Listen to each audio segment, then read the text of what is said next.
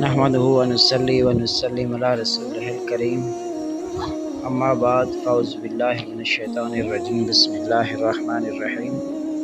معزز سامعین کرام، آج کا ہمارا موضوع ہے قرآن مجید کی تیسری سورہ آل عمران کے حوالے سے۔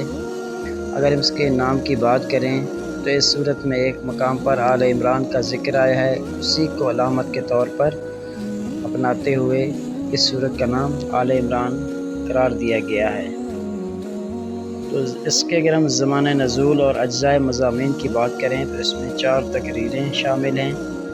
پہلی تقریر سورت کے آغاز سے چوتھے رکوع کی ابتدائی 2 آیات تک محدود ہے، اور وہ غالباً جنگ بدر کے بعد پیدا ہونے والی صورتحال کے حوالے سے ہے۔ اسی طرح اس سورت کے اندر جنگ بدر کے بعد نازل ہونے والے صورتحال کے حوالے سے ہے۔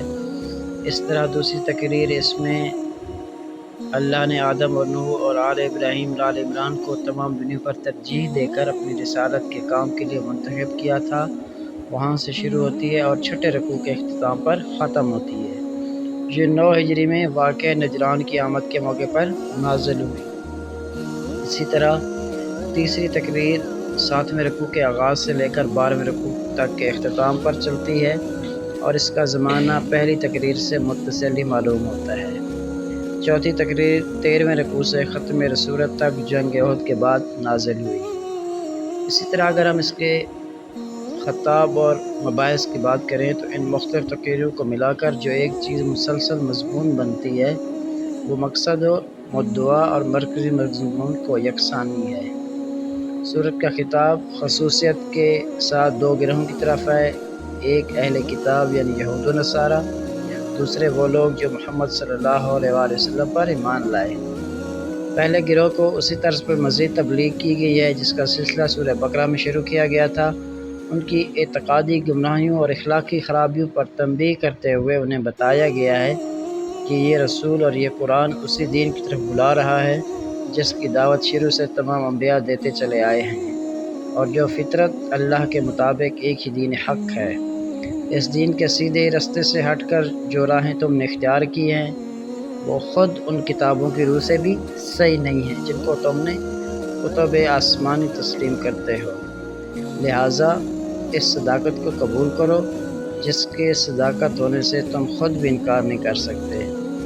اسی طرح دوسرے گروہ کو بھی جو اب بہترین امت ہونے کی حیثیت سے حق کا علم بردار اور دنیا کی اصلاح کا ذمہ دار بنایا جا چکا ہے، اسی سلسلے میں مزید ہدایت دی گئی ہے۔ جو سورہ بقرہ میں شروع ہوا تھا انہیں پچھلی امتوں کے مذہبی اور اخلاقی زوال کا عبرتناک نقشہ دکھا کر متنبہ کیا گیا ہے کہ ان کے نقش قدم پر چلنے سے بچیں۔ انہیں بتایا گیا ہے کہ ایک مسلح جماعت ہونے کی حیثیت سے وہ کس طرح کام کریں،